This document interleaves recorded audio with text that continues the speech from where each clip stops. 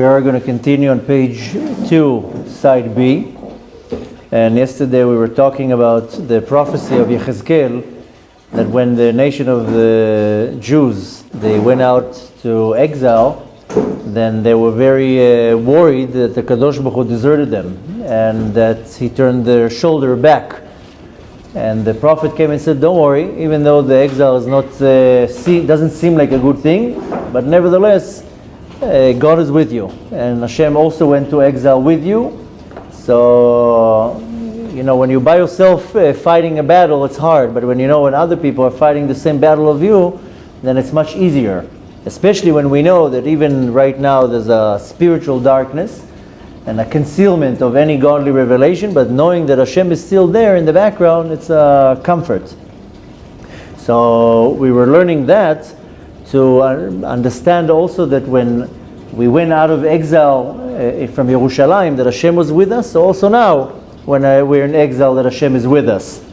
But nevertheless, we are in the Parashat Shemot, so it's referring to the time when they went down to Mitzrayim, and the parasha starts, and these are the names of the sons of Israel that went down to Mitzrayim. So now we're going to continue explaining this verse. The first explanation we gave is that it's referring to the souls, the 12 souls that came down from the tree of life, that they came down into this world, the 12 tribes. Now we have another explanation about the verse, Ve'ele Shmot Bnei Israel. So we're in the bottom of page 2, side B. And we starting at the line where it says Ve'ele Shmot Bnei Yisrael Ba'im Mitzrayma. These are the names of the sons of Israel that came to Egypt. Et Yaakov Ishu Veito Ba'u. With Yaakov, all the house of his house, all the people of his house, they all came. 70 people. Rabbi Chia wants to explain this verse, and he says, in order to explain this verse, let me explain another verse brought down from Shir HaShirim. Rabbi Chia Patach. Rabbi Chia comes and explains. There is a verse in Shir HaShirim there's no chapters in Shir HaShirim, the Song of Songs, rather, we can call them chapters. But in the 4th chapter, in verse 8, there's a verse that it says, Iti mi Libanon kala, iti mi Libanon tavoi, tashuri mirosh amana, mirosh senir v'chermon, mima'onot arayot mehararei nemerim. This is a verse in Shir HaShirim. And Rabbi Chia, in order to explain the verse of the names of the sons of Israel, so he says, I want to explain this verse from Shir HaShirim. What does it mean? Ha'ikra al Knesset Yisrael itmar. This verse is talking about Knesset Yisrael. Knesset Yisrael is not necessarily the nation of Israel, rather the souls of the nations of Israel. And Knesset Yisrael is also known as the Shekhinah, the feminine aspect of the divine. So he says that this verse, we're going to explain the verse, but he says that this verse is referring to the Shekhinah, to Knesset Yisrael. B'sha'ata denafku Yisrael miMitzrayim, at the time when the nation of Israel went out of Egypt, v'karivu letura de Sinai, and they slowly approached the mountain of Sinai. Why do you think they went to Mount Sinai? For Pesach retreat? No, they went lekabala oraita. They went to get the Torah. I know it was Pesach when they left. Some people think maybe they went to Kasherika, to some retreat, but they went to Mount Sinai to get the Torah lekabel oraita. Amar lekutcha brichu. Kadosh Baruch Hu said to the Shekhinah, "Iti mi Lebanon." Me or with me come from Lebanon. Now Lebanon is not the country that is 45 kilometers north from us. Lebanon is one of the names of Beit HaMikdash. I'm sure you found many times in the scripts the word Lebanon. We do know that there is a country Lebanon north of us, but nevertheless it's referring to Beit HaMikdash. Meaning, what does it mean here? Min hahu iduna ila'a ka'itat. With me, together, you are going out from the supreme or the superior Eden. Eden is a state of pleasure. Eden is another word for pleasure. Also, Eden is referring to Chokhmah, for the sphere of Chokhmah. But Hashem says, this verse, what does it mean? Iti milvanon, with me. You are going to go together from Eden, which is the supreme or the superior pleasure from the sphere of Chokhmah. Hine sod Eden b'derech kal u'b'chokhmah. We know that every time that the Zohar will talk about Eden, it's referring to the sphere of Chokhmah. Or, if not Chokhmah, to the sphere that is called Yesod Abba. Abba is another word for Chokhmah. Each sphere is built from 10 sphirot. So even in the sphere of Chokhmah, there's going to be all the sphirot included in Chokhmah. So when the Zohar is talking about Eden, it's referring to either the sphere of Chokhmah, which that's where everything originates, or it's referring to the Yesod of Chokhmah, which is called in the term of the Zohar, Yesod Abba. ולפעמים נזכר שהוא סוד חוכמה ובינה יחד. Sometimes, when we read the word Eden in the Zohar, it's also talking about Chokhmah and Bina when they are united together. Now, why is he explaining that? Because if you look at the word Lebanon, Milat Lebanon notrikon. Sometimes there's a word that it's actually two words together. If you take the word Lebanon and you cut it in half, what do you get? You get on one side Lev, Lamed Bet, and on the other side you get Nun, Nun Vav Nun. Right? Lev Vanon, it's Lamed Bet, Nun Vav Nun. So you have one side is Lamed Bet is 32. I'm not talking about Lev now, Lev is a heart, but Lamed Bet is 32. What do we know about 32? What Sefer Yetzirah teaches us? 32 paths of Chokhmah. Lamed Bet Netivot Chokhmah. This is the beginning of the book of formation.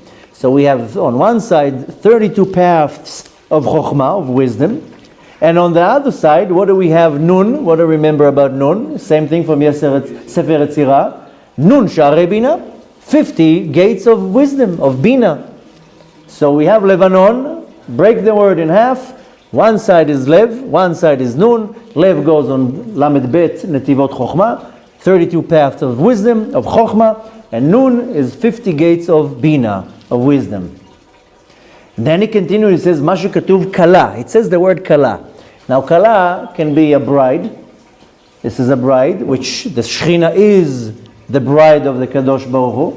Kala is also finished. I'm sure you're familiar when we do Kiddush, what do we say? Vayachulu Hashamayim va'aretz. Yachulu means, and Hashem completed the creation of the heavens and the earth. So here he says, Kala. This is not referring to finishing, rather to the actual bride. Why? Shelemata, kehai sihara de shlimat min shimsha. The Kala, meaning the actual Shechina, the Shechina is the Kala, is the bride of the Kadosh Baruch Hu. And he says, she is usually a bride, it's the day she looks the most pretty in her life. And the Kala is also called in many different places like a moon, because the moon is completely beautiful when the sun is shining on it. If the sun doesn't shine on the moon, then you don't see it. But same thing here. If the moon is the Shechina, does not get its shine from the sun, we're referring to the Kadosh Baruch Hu, then it's not shining, it's not beautiful. When is the moon at the nicest? Is when the shine of the sun is the most on it. Or as he says here, Shlemata kehai sihara, the completion of the perfection of this bride, like a moon, they shlimat min shimsha, when the sun is shining into it all of his light. Bechol nehora unetzitzu, in every time that a light is shining on the moon, then it says v'nitzutzei or ha'meirim alea, all the light that is shining on the moon. So going back to the verse, it says iti milvanon tavoi, with me from Lebanon you're going to come. Saying in other words, now together you're going to come with me. Kadosh Baruch Hu is saying to Knesset Israel, you're going to come with me together. Why? Begin lekabala banaich oraita, in honor for your children, talking about the souls of Israel, which are so to say the children of the Shekhinah, to get the Torah. V'hainu Torah shebichtav, it's talking about the written Torah. The written Torah is sourced in the root of the written Torah is in the Zeir Anpin. And the oral Torah is sourced or rooted in the sphere of Malchut. So this verse is coming to telling to us that the Kadosh Baruch Hu comes to the Shekhinah, his future bride, and he says, let's go out together from the sphere of Chochmah and Bina. We're going to go down to this world. Why? So your children can receive the Torah. You know what it means for us to receive the Torah? You know what persecution was against us from the angels when we received the Torah? The whole heavens were shaking. It's almost like a wealthy father, and he has many children and servants and loyal workers, and suddenly he wants to give his fortune to some, adopted child that is not from the family even, or something like that, or from the last child from a last marriage or something. Everybody's suing one and each other. Why they're getting the Yerusha, the inheritance. Can you imagine what it was when we got the Torah? What a turmoil it was in Shamayim. All the angels were making a big fuss out of it. It was a big persecution. I'm sure you know the story. I shared it many times, that while we're getting the Torah, right away there was a motion filed and there was a prosecution in Shamayim. Malachi Asharet, the highest of all angels, sued us. And they took us to court while they're getting the Torah. So right away they had to subpoena into the court the one who gave the Torah, which is Moshe Rabbeinu. He was subpoenaed to court. He had to come up with a few good lawyers. Baruch Hashem, he was, the Jews, so there was a few good lawyers. And the Kadosh Baruch Hu says, listen, you got to defend yourself right now. There's a lawsuit against you. Moshe Rabbeinu looks at the angels and says, I don't want to deal with them. I'm just going to get closer to them. They're going to burn me. Hashem told him, don't worry, put your hand on my chair and you answer them. And I'm sure you're familiar with all the story. Don't have to go too much in details, but the Kadosh Baruch Hu let Moshe Rabbeinu argue, and Moshe Rabbeinu told the angels, what is your problem? Why are you angry that we're getting the Torah? Let's see what it says in the 10 Commandments. We just got the 10 Commandments, right? It says there, you should not have any other God but God himself. Well, you have a possibility for idol worship. You're seeing God in front of you. You're going to go and believe in a different God. This has nothing to do with you. And then it says you should observe the Shabbat. Observing Shabbat is not for the world above, it's for the world below. Kabed et avicha v'imecha, honor your parents. You have parents, you're angels. You don't have parents. Lo tirtzach, don't kill. There's killing between angels. Lo tinaf, lo tignov, don't commit adultery, don't steal. Has nothing to do with you. It's for us humans. And then of course the angels are like, wait a minute, that's not what we read. Show us what it says there. And that's when Moshe Rabbeinu kind of scribbled everything upside down. Then when they looked at the Torah, they were like, really? That's not what I remembered. So Moshe Rabbeinu kind of scribbled all the Torah, and we got what we see actually for what we call the front end of the Torah.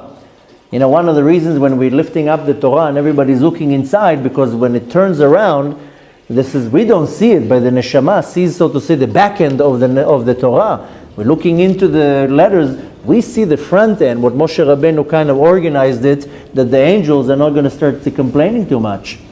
But nevertheless, this is not what we're talking about, and the story goes much, much longer. I think in one of the classes I gave all the information and the sources where we learned that, and how the Torah is actually the real Torah. This is not the real Torah, but the Torah, the way it's written, is actually later on. Rabbi Shimon Bar Yochai came. He was a reincarnation of Moshe Rabbeinu, who came to reveal the inner part of the Torah, that originally how it was. We're just seeing, so to say, the cover-up, the story. But nevertheless, for us to get the Torah was a big thing in the world above, and the Kadosh Baruch Hu chose us. Ata bechartanu mikol ha'amim. You have chosen us from all the nations. It's also referring to not only the nations in this world. Hashem chose us from all the angels and many other options to give the Torah. We were chosen. We are the chosen people.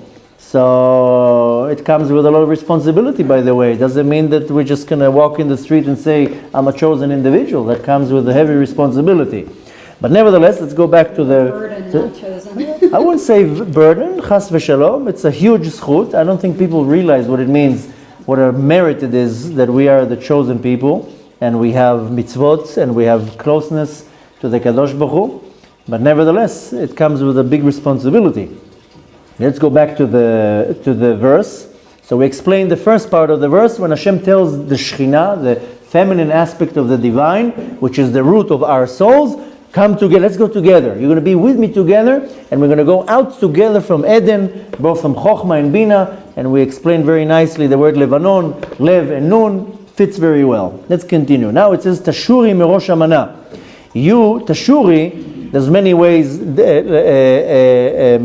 to interpret it, but Tashuri, it means a present. A lot of people think it's to sing or come from many other roots, but Tashuri is a present. More like what's called in Hebrew, the proper Hebrew is Doron. Doron is an offering, something that you bring as a present or as an offering. So it says Tashuri. When it says the word Tashuri, it means a present or a Doron, an offering. Kamadat Amar. Where do we learn that from? Uteshura en lehavi. This is a verse from the book of Shmuel Aleph, chapter 9, verse 15. And it says there, Uteshura en lehavi. Teshura is also a present, by the way, or something that you give. But it says, Teshura en lehavi means we don't have a present to bring to Shmuel Anavi. That's the verse from Shmuel Anavi, from the book Shmuel Aleph. That's where we learned that the word the Teshura is a present. What does it mean? Tekabli tekarvuta al banaich. That's what it says in the verse, that you will receive a present or an offering for the fact that your children received the Torah. Going on the Shekhinah, of course. This is because your children, your offsprings got the Torah. For that, you will receive also a present. Saying, in other words, Achar she'akadosh Baruch Hu bikesh misaro shel Edom. After the Kadosh Baruch Hu requested from the minister, from the angel of Edom. Who's the angel of Edom? That's the Samech Mem. The Samech Mem is the Satan himself. And then somebody asked me not too long ago that I mentioned that when Yaakov was fighting with the angel of Esav, we just learned that, should be fresh in our mind, it's only 4 weeks ago. Yaakov was fighting with the angel of Esav. And I mentioned in one of the classes that this is the Samech Mem. Somebody asked, who says it's the Samech Mem? But we know that the Sar, the minister of Edom, of Esav, is the Samech Mem. So nevertheless, he says here, the Kadosh Baruch Hu asked the angel, the minister of Esav, which is the Samech Mem. Samech Mem is not really an acronym, but the name of the Satan, of the devil, is Samech Mem Aleph Lamed. That's his name. We don't say his name, because like a dog, you call his name, he will come to you. So we just say Samech Mem. This is not really an acronym. It's the first 2 letters of the name. I wouldn't even say abbreviation, because the name is Samech Mem Aleph Lamed. So we take the first 2 letters, Samech Mem. We don't say the whole name. You don't want to say the name. It's not somebody you want to meet. But nevertheless, so he's the angel, the minister of Esav. The Kadosh Baruch Hu asked from him, and not only from him, also from the angel or the minister of Ishmael. And the minister of Ishmael, his name is Rahav, Reish Hei Bet. That's the name of the minister, the Sar, that is in charge of Ishmael. Not only that, Kadosh Baruch Hu also asked from all the rest of the nation. Every nation has a minister.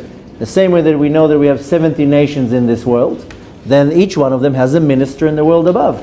And they are controlling them, they are rooted from them.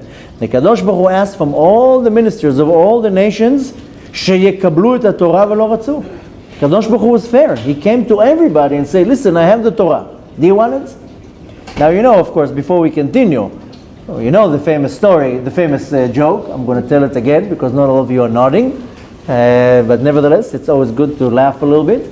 But the story is that Moshe Rabbeinu, Kadosh Baruch Hu, before he gave the Torah, he said, listen, I have to be fair here, so I have to go to everybody and offer it.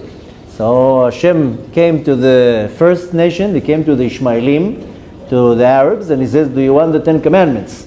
They told him, what does it say there? So he says, Lo tirtzach, you should not kill, commit murder. Nah. It's not for us. Okay, so he came to another nation. Came to I'm not going to say names of nations, so we're not going to have now a problem with other nations, but he came to another nation, and he told them, do you want the 10 Commandments? So they told him, what does it say there? He says, you should not commit adultery. Adultery? No, that's not for us. So he went to another nation. And he told them, do you want the 10 Commandments? What does it say there? You should not steal. Steal? No. That's definitely not for us. And he went from one nation to the other. Finally, he came to the Jews, and he told them, do you want the 10 Commandments? 10 Commandments? What do you mean 10 Commandments? I have, it's on tablets. So they told him, how much does it cost? So he says, it's free. Okay, so give us 2. So we got 2 tablets. So, but this is this joke. In every joke, there's some truth. So the Kadosh Baruch Hu came to the Samich Mem, and he told him, do you want the Torah? That, of course, he kicked it away. He went to the minister of Ishmael, Rahav. He kicked him away too. He went to all the ministers, to all the ministers of all the nations. He offered them the Torah. Velo ratzu, and they didn't want to. Ve'amru LaKadosh Baruch Hu, and they told to the Kadosh Baruch Hu, shehaTorah ra'ui latet lebnei Yaakov. They told him himself, give the Torah to the sons of Yaakov. Why? You know why? Ki chashvu shehi lera'atam. They thought it's something bad, the Torah. So they said, give it to the Bnei Yaakov. Give it to them. They thought maybe it's, TNT or something, or some poison. V'chedei leshached et Israel, and in order to, so to say, bribe the nation of Israel, that they will want to get the Torah. I mean, after all, I don't know, I see a package, I don't know what's inside. So what if you're telling me it's a Torah, it's something good? So the nation of Israel also had to be bribed. Amru LaKadosh Baruch Hu, shehem v'kol sarei omot yitnu lהם matanot. So the nations, the ministers of all the nations, including the Samech Mem and Rahav, told the Kadosh Baruch Hu, in order for you to give it to the sons of Yaakov, we'll also give them presents. They wanted to bribe him, like, kind of. So it says, we're going to give them presents. Shehem chelek or shel kedusha sheyesh lehem. They said, we'll give some of our light, of our kedusha. At the end of the day, they also have some kedusha, some type of spiritual light. They said, we'll give some of ours to them too. Umizeh, and from that, ha'or nit'atra gam ha'shchina. So the Shechina took more light from the nations, and crowned itself and adorned itself from the light of the nations. And this is sourced in the Zohar in Parashat Balak, page 192, side B. You can go and read over there. You'll read it in length. Now the verse continues and it says, Merosh Amana. Now what does this mean, this Rosh Amana? Rosh is the head, Amana is faith or not belief, but more like when you believe in somebody. But what's the meaning of this Merosh Amana? This is just the translation. Merashita de'alu bimhemenuta ila'a. In the beginning, Knesset Israel, the nation of Israel, they came from what's called the supreme or the highest of emunah. Dahainu, what does that mean? At the time of Matan Torah, and what happened in Matan Torah? Ve'amru kol asher diber Hashem na'aseh v'nishma. When they were standing in Matan Torah, what did the nation of Israel said? We don't need explanations. Whatever Hashem says, we're going to do. This is na'aseh v'nishma. This is coming only from a place of emunah. And therefore, v'havo b'matkela chada kemalachin elain. The second that they said that, they were elevated to the level of the highest of the most supreme angels. Because they didn't question, they didn't doubt, they didn't want to know what it means. They just says, oh yeah, Hashem is giving it to us. This is like a 100% guarantee. It's coming from the master of the universe. It's almost like today when you shop online, if it has 5-star review, or you know it's coming from a good company, there's no question here. As the Jew says, oh, if it's coming from the master of the universe, what wrong can be there? But nevertheless, the second that they accepted the Torah with no questions, they were equal. I'm saying the word they were elevated, but they were equal in their, so to say, in their weight with the highest of all angels, Malachei HaSharet. Dehachi ktiv behu, as it says over there, it says by the Malachim, Baruchu Hashem Malachav, Giborei koach osei devaro. This is a verse in Tehillim 103, where it says, bless Hashem, all the angels are blessing Hashem. Giborei koach, gibor is like a hero or a brave person. The ones, osei devaro, the ones who do what he says. Lishmoa bekol devaro. So they're doing two things here. Look at what the David HaMelech says. Who are the ones who are the... Gibor is not really a hero. Gibor is like well, maybe a hero. Why would you say Gibor? A real man. Brave, somebody brave. Hashem Gibor Milchama. But nevertheless, Gibor is somebody powerful, strong, brave, and so forth. So the verse in Tehillim says, Baruchu Hashem Malachav. The angels that are blessing Hashem are might and strong. Why? Osei devaro lishmoa bekol devaro. They do what he says and they listen to what he says. And this is exactly what we said. Naaseh v'nishma. You have asiyah here, action, and you have shmiah, listening. So, from that we learn that the second that the nation of Israel says Naaseh v'nishma, right away they were elevated or equal to the same level of Malachi HaSharet. Shebetchila, in the beginning, they said Naaseh v'achar kach nishma. They didn't say, let's hear and then we'll do. They said, let's first do, then we'll hear.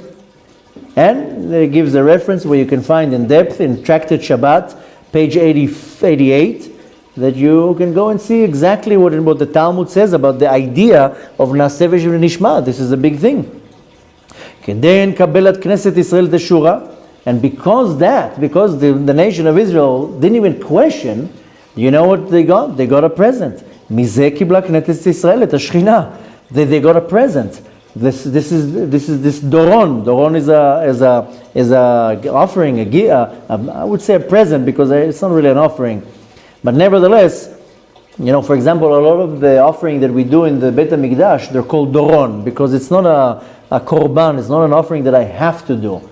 For example, when a person does a sin and he does tshuva, has to be a doron, has to be a present after that. For example, a husband and wife, they have a fight, and then the husband says sorry because he was not a nice boy, and then he goes and buys his wife a nice ring or some flowers or some chocolate to sweeten the argument. This is called doron. You give a little present after that.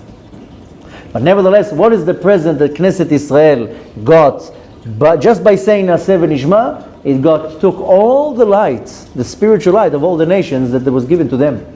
I mean, this is a spiritual meaning for, I don't like using the word anti-Semitism, even though there was already anti-Semitism already before we left Mitzrayim, there was anti-Semitism.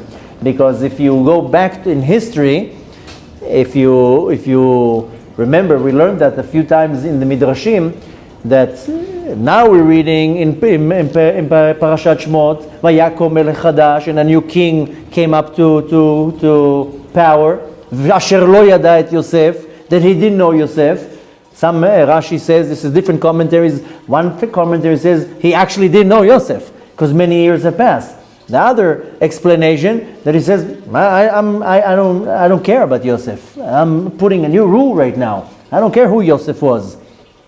But nevertheless, the Midrash says in the beginning, slavery wasn't so hard. Only in the last 86 years, the slavery was very, very harsh. But you're talking about 210 years.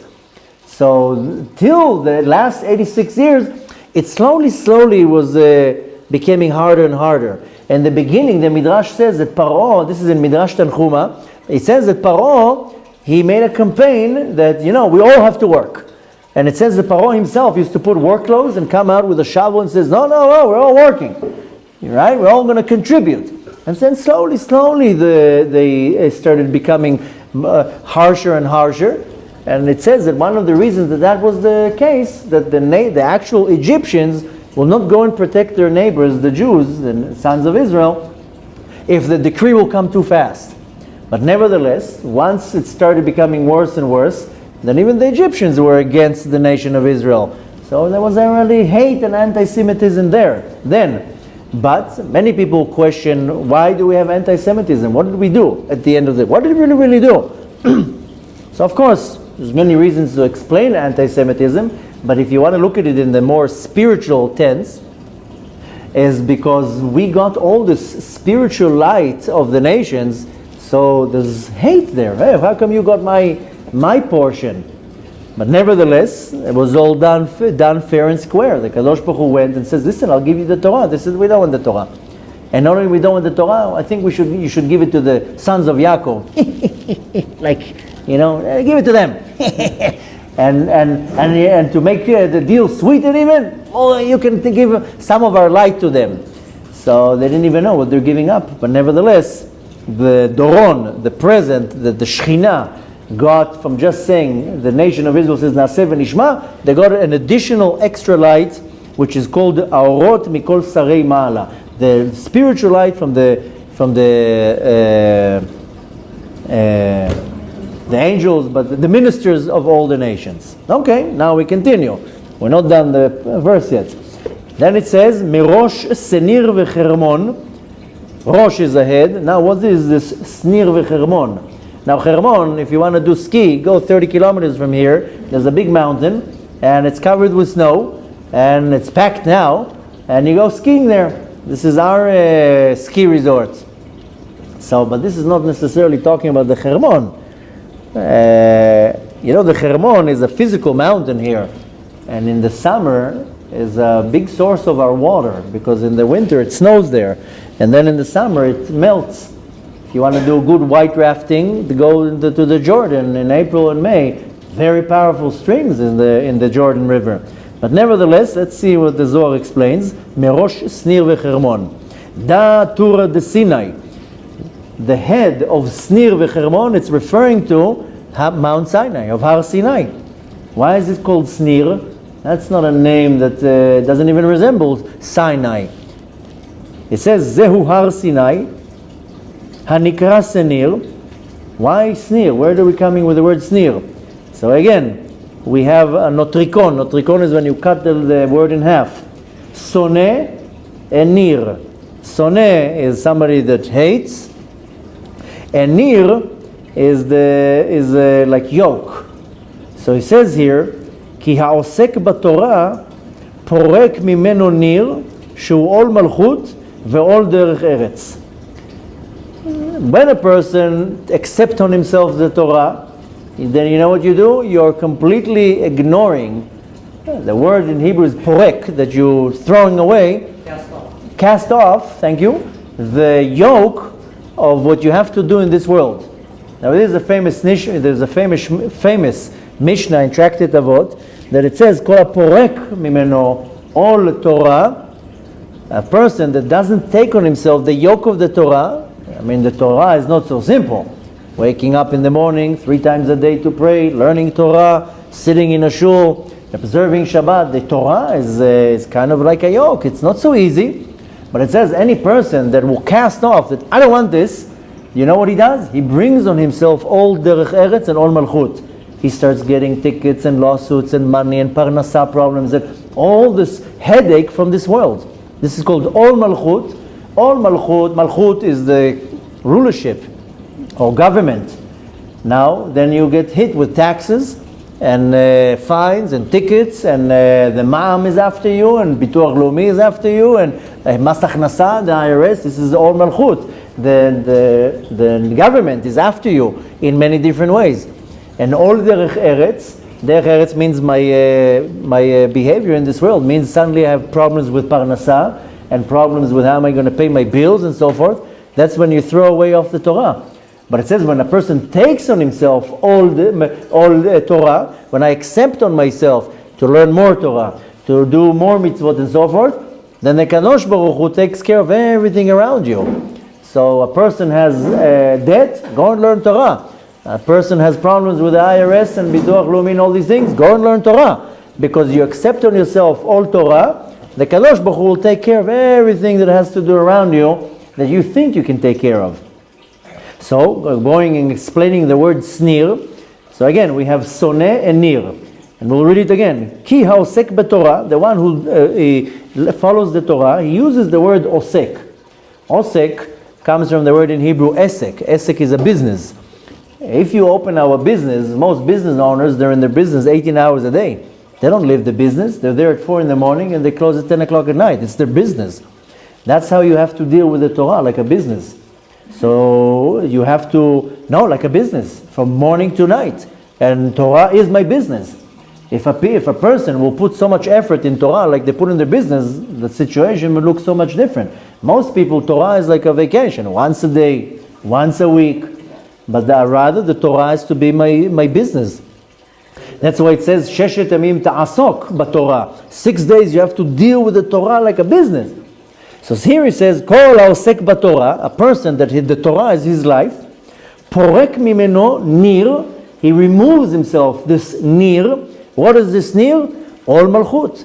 He says, I'm ignoring completely from the pressure of this world, so to say. V'ol derech eretz. I'm completely immersed in the Torah. The Torah is my life. Everything works out. Kadosh Baruch Hu takes care of everything. I'll give you a quick example of what I mean. That I got married about 15 years ago, and right after I got married, well, first 7 years after I got married, I learned in yeshiva.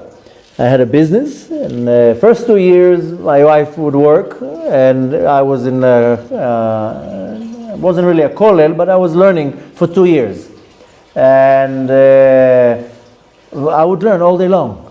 We didn't have kids yet. Everything was, we were very poor. I mean, we would eat pretzels for dinner. I mean, we were so poor, but I learned Torah. And the yeshiva had a kitchen. So it was really a yeshiva. It wasn't a kollel, but I wanted to stay there because of the rabbi and the settings. So I would just learn there and eat there.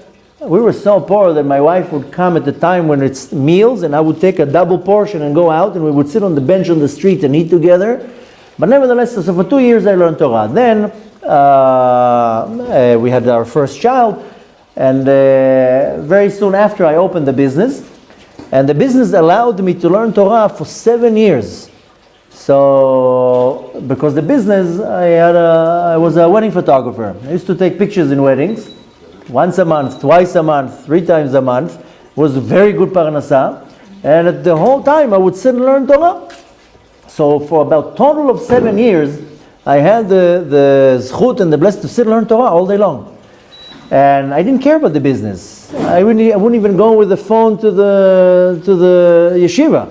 And Baruch Hashem, not only that the business was extremely successful and very prosperous, we made a lot of money, Baruch Hashem, but literally it was already going into my 4th child, I sat and learned Torah most of the day. Then later on was already the 5th child, the business grew and changed, but nevertheless I got a very big zchut that for 7 years I sat and learned Torah with no distractions.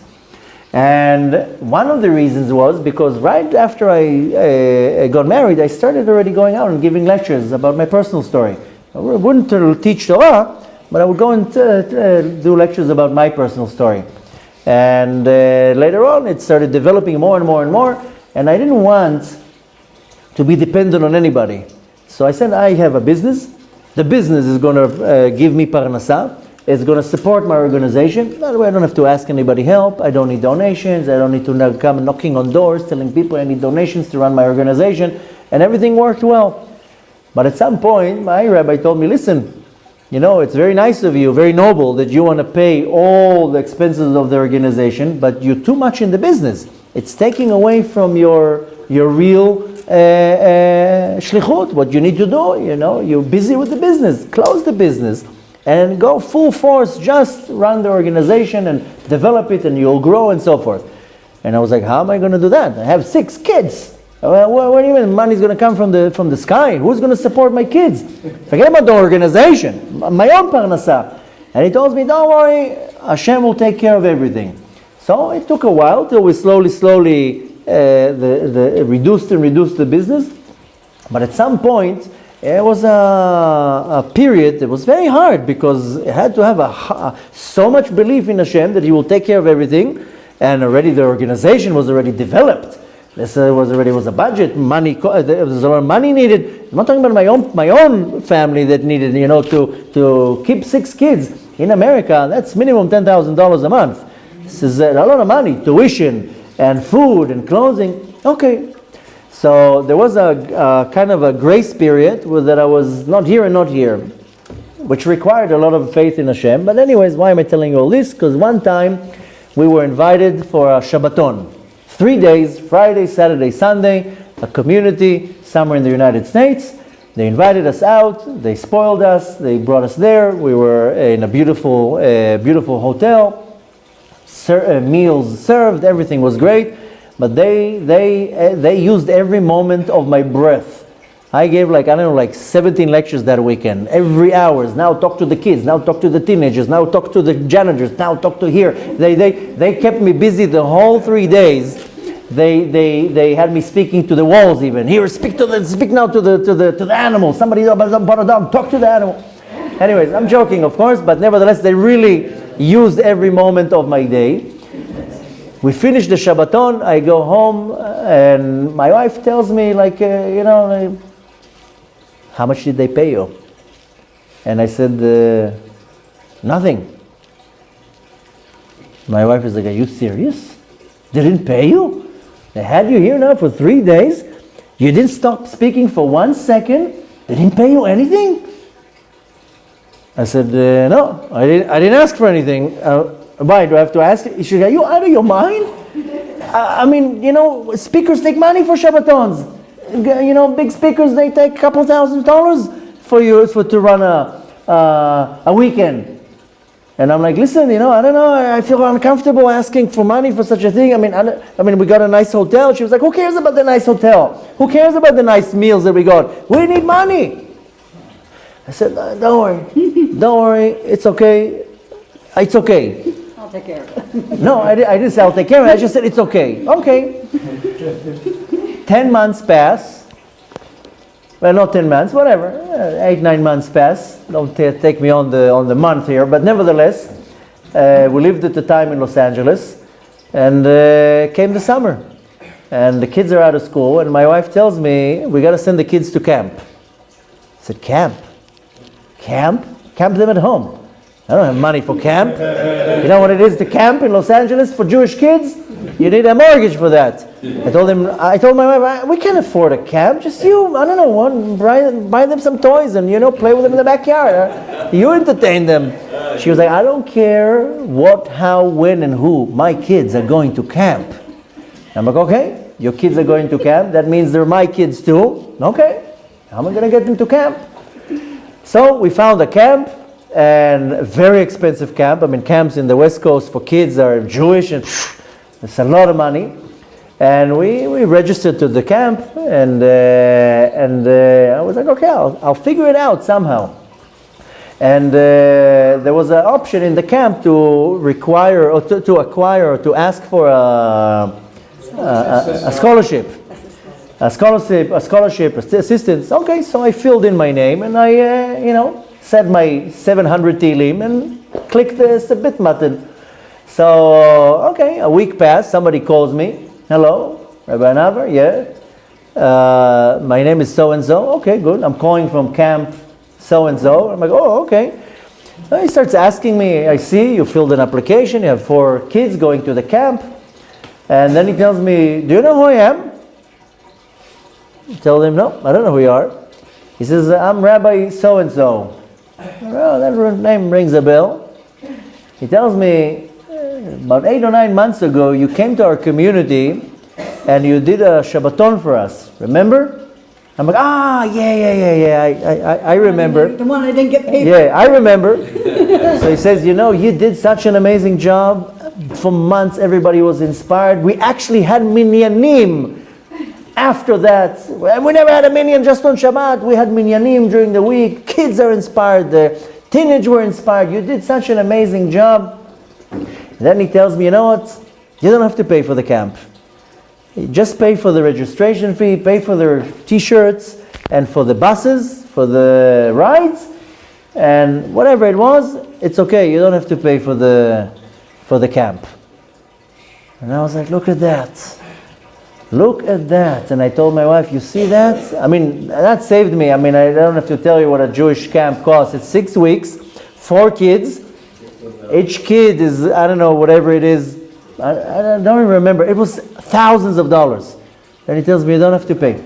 Just pay for the t-shirts, whatever it was, the $50, $60, the hasa'ah, what do you call it, the bus, was, I don't know, $200, $300, whatever it was. It was a couple hundred, I ended up, the whole thing was a few $100. And I told my wife, look at that. You see what it is? You work for the Kadosh Baruch Hu. Kadosh Baruch Hu takes care of everything. It's the best boss. You're on the payroll of the master of the universe. He takes care of everything. You have nothing to worry about. And I told my wife, I could have charged them at the time. What would I charge them? $1,500, $2,000, $5,000. It's not even a third of what they saved me. So that's where I realized that you work for Hashem, but you do it with emunah. You do it by saying, I'm doing it for Hashem, not doing it to get from here something. But you serve Hashem and you do what you need to do. Hashem says, I'll take care of everything. And this is exactly what I'm talking about. When you take on yourself the yoke of Torah, Hashem says, I'll take care of any responsibility of all malchut and all derech eretz. You have nothing to worry about. All malchut is the yoke or the pressure that the government will put on you, which can be taxes, which is a lot. You have mas achnasa, you have ma'am, bituach leumi, arnona, whatever it is, all these taxes. I mean, there's a lot of money. And all derech eretz is everything that I need to do for my living here. And this is a perfect example that a person takes on himself 100% the yoke of the Torah and says, I will do whatever Hashem wants me to do. Hashem says, I'll take care of everything. Everything will be covered. You have nothing to worry about. But you have to do it with emunah. So, excuse me? First of all, it doesn't mean that these poor religious people are actually taking the yoke of the Torah on themselves. Could be that they're not. And nevertheless, I know many poor, observant people that somehow everything works out for them. I know families that have 12 kids. Yeah, they're poor. They don't have a car. They don't go on family vacations. But there's always food on the table. There's always clothes. There's always tuition. But nevertheless... Has created, for us to give tzedakah, because we're... Yeah, 100%. But nevertheless, we're just trying to explain the idea of the sneer. Let's just go quickly to finish this paragraph. We'll do the rest tomorrow. But again... Sneer is soneh nir. Just remember the two words. Why? Because a person, when he takes on himself the yoke of Torah, then he removes from himself any yoke, any pressure coming from the government and derech eretz of getting their sustenance. And this is called v'nikra Har Sinai Hermon. So Har Sinai is also called Hermon. We think Hermon is here, 40 kilometers from here, where you go skiing. Why is it called Hermon? Lefi shemisham nichremu kol haomot. From then, all the nations were pushed away, and we got first line. And I told you already many times that at the time of the Matan Torah, all the nations were there too. It's not correct that only we were there. This can be found in the Talmud, in Masechet Psachim. It says that in the time of Matan Torah, everybody was there. Also, all the nations were there, but we were front line. We got the Torah. That's why right after, if you read in Parashat Yitro, right after we get the Torah, what does it say? V'ayitem limamlechet kohanim v'goy kadosh. You should be for me a light to the nations. Turn around with the Torah and start teaching the nations. But nevertheless, Har Sinai, Mount Sinai, is called also Hermon because misham nichremu ha'umot. They were pushed a little bit away. What is Hermon comes from the word in Hebrew nichremu. Cherem. Cherem is when you pushed away. How do you say?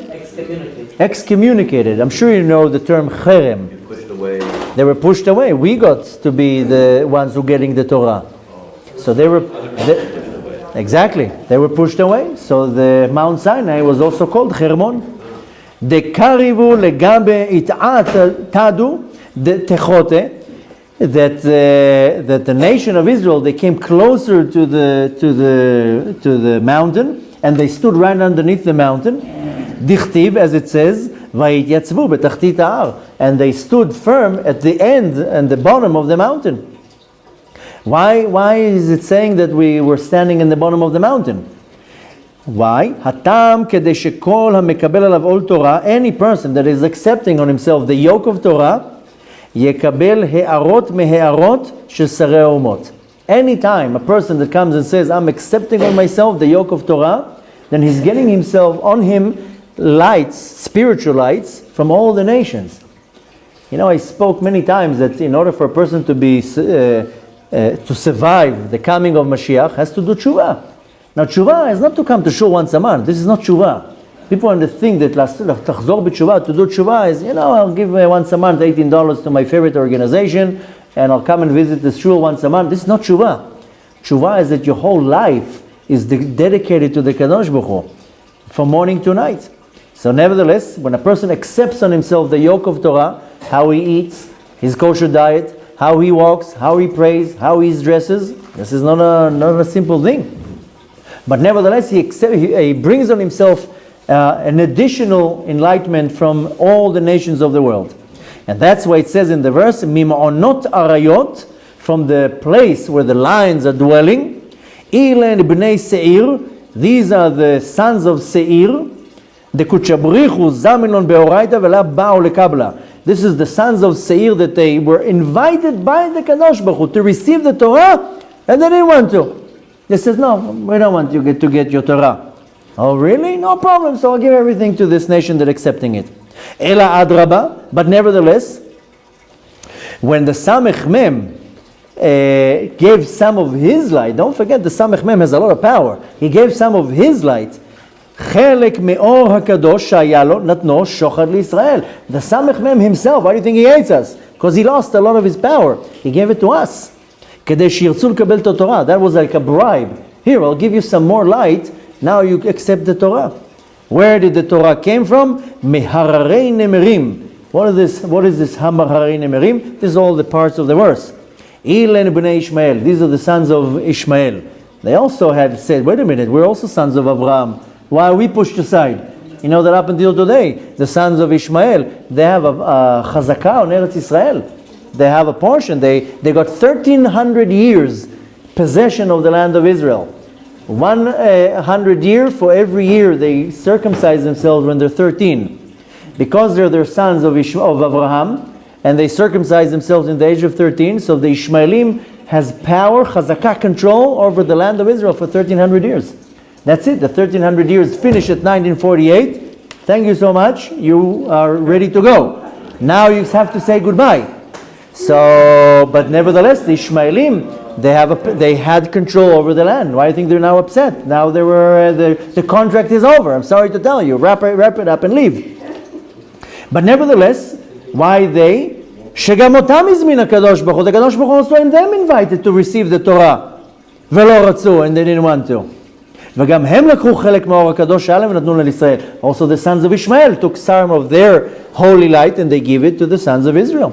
ומהם נתעטרה השכינה, and from the light that all the nations gave, the Shechina got adorned and crowned, as it says, דכתיב, Hashem misinai ba. This I'm sure you know, this is coming from the famous verse in book of Devarim, chapter 33, and it says, Hashem misinai ba, Yud Kei Vav Kei, at the time of Kabbalat Torah, וזרח משעיר למו, and he shined from the places called Seir Lamo, שפתח לבני Seir, that he came to the sons of Seir, this is the Dom, and he offered them the Torah, but they didn't want to. This is what Rashi explains. Hofia mehar Paran, he appeared from the mountain of Paran, shehalach sham vepatach lebnei Ishmael, and he went to the sons of Ishmael and showed them the Torah. They lo ratzu, and they didn't want to. So the verse, and we're going to continue tomorrow. We didn't finish the verse, but nevertheless, this comes to tell us that the Kadosh Baruch Hu says, "Listen, I offered the Torah to everybody. I offered it to the sons of Ishmael. I offered it to the sons of Esav, to Edom. I offered it to everybody. The only ones who accepted the Torah was the nations of Israel. And therefore, they not only that they received the Torah, they also received an additional present, this Doron, that they got the lights of all the nations, and they got an additional light." The rest we're going to continue tomorrow, Be'ezrat Hashem, or the rest of the verse. Then we're going to see how is that relating to us, and what do we need to learn from that. In the meantime, what we need to take practically from what we learned today is two things. A, that you should realize how lucky you are every second of your life, that we are the ones that the Kadosh Baruch Hu chose to give us the Torah. Maybe it's not in our merit, but it's in the merit of our forefathers. Don't forget that for 1 second, how lucky you are. When you're feeling how hard it is to observe the Torah, and it's not so easy, and so forth, say to yourself, whoa, hard shmard. This is an honor. And the second thing you need to realize and to take on yourself, that any person that accepts the Torah 100%, takes on himself the yoke of the Torah, the Kadosh Baruch Hu says, I will sign the checks. You have nothing to worry about. As long as you're really taking the yoke of the Torah 100%, no wishy-washy, a little bit like this, a little bit like that. You accept the Torah 100%, you put the Torah first line, this is highest priority. Hashem says, I will take care of everything. It doesn't mean you're going to be driving a Mercedes, but it means that I'm going to take care of everything. לא ראיתי צדיק אשר שזרעו נעזב. I've never seen a tzaddik that his offspring is neglected. Again, don't expect Mercedeses, but at least you say, HaKadosh Baruch Hu takes care of everything. So you do that, Bezrat Hashem, life will be much, much better. Bezrat Hashem, we should continue and fulfilling our part of accepting the yoke of the Torah. HaKadosh Baruch Hu will continue bestowing on us His great light. רבי חנניה בן הקשיא אומר, רצה הקדוש ברוך הוא לזכות את ישראל, לפיכך הרבה להם תורה ומצוות, שנאמר, אדוני חפץ למען צדקו יגדיל תורה ויאדיר.